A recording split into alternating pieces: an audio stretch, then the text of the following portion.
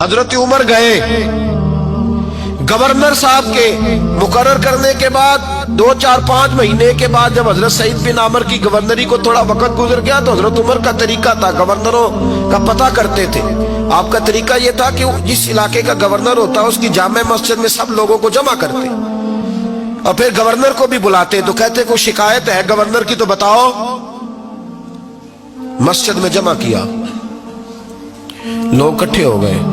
حضرت فاروق اعظم رضی اللہ تعالیٰ عنہ نے فرمایا گورنر کی کوئی شکایت ہے تو بتاؤ۔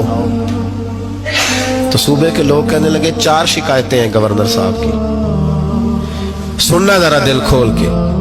4 شکایات کون سی؟ کہ پہلی شکایت یہ ہے کہ جب یہ نئے نئے آئے تھے تو فجر کے بعد مسجد میں بیٹھ جاتے تھے، جس کا دل کرتا تھا مل لے۔ اب یہ فجر پڑھ کے گھر چلے جاتے ہیں اور اشراق چاشت کے وقت 8-9 بجے آتے ہیں۔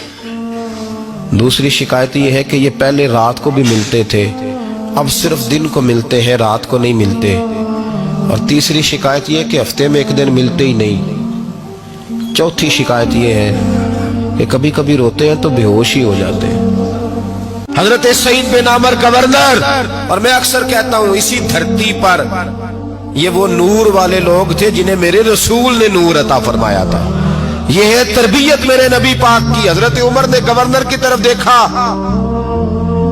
فرمایا بتائیں جناب آپ کی شکایت آئی ہے۔ پہلی شکایت یہ ہے کہ آپ پہلے فجر کے وقت ملتے تھے، اب اشراق چاشت میں ملتے۔ حضرت سعید بن عامر رضی اللہ تعالیٰ عنہ کہنے لگے حضور اگر آپ نہ ہوتے کوئی اور پوچھتا تو میں کبھی نہ بتاتا۔ حضور میری مجبوری یہ ہے کہ میری بیوی بیمار ہو گئی ہے اور معذور ہو گئی ہے ٹانگوں سے، میں غریب آدمی ہوں، نوکر نہیں رکھ سکتا۔ اس بھلی مانس عورت نے 30 سال میری نوکری کی ہے، اب وہ بیمار ہو گئی ہے تو کیا میں اس کو چھوڑ دوں؟ میں سویرے اٹھ کے اپنے گھر میں جھاڑو دیتا ہوں، برتن دھوتا ہوں، آٹا گوندتا ہوں، روٹی پکاتا ہوں اور اپنی باوفا بیوی کے منہ میں لقمے ڈالتا ہوں۔ حضور وہ پخانہ پیشاب کرتی ہے تو وہ بھی میں صاف کرتا ہوں، وہ میری ذمہ داری جو ہوئی تو ذرا دیر ہو جاتی ہے۔ بس پہلے سوال کا جواب آیا تو لوگ کہتے ہیں ہمارے جسم کے رونگٹے کھڑے ہو گئے۔ پھر کہا آپ کی دوسری شکایت یہ ہے کہ آپ ہفتے میں ایک دن ملتے نہیں۔ تو حضرت سعید بن عامر کہنے لگے حضور کاش یہ لوگ مجھے رسوا نہ کرتے، کاش سرعام نہ پوچھتے تو میرے اور میرے رب کا راز تھا، یہی بہتر تھا۔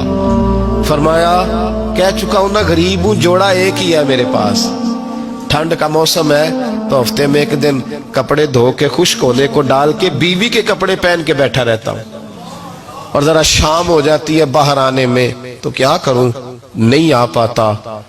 کہا تیری تیسری شکایت یہ ہے کہ تو رات کو نہیں ملتا، صرف دن کو ملتا ہے۔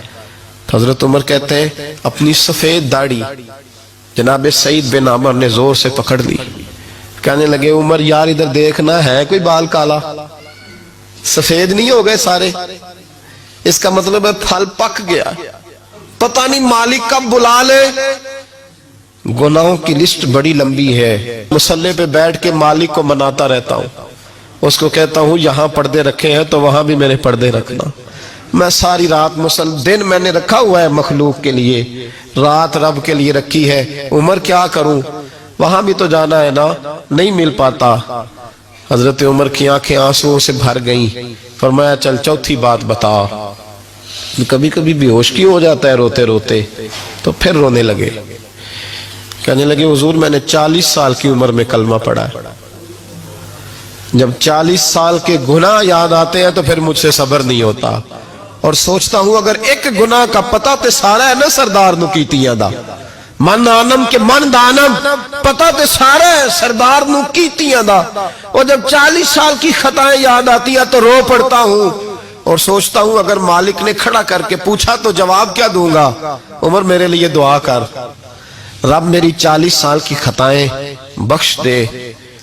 حضرت عمر رونے لگے، جناب سعید بن عامر کہنے لگے بڑی باتیں ہو گئیں، میرے بڑے پردے کھل گئے، چل اب میری سزا کا اعلان کر میں جاؤں۔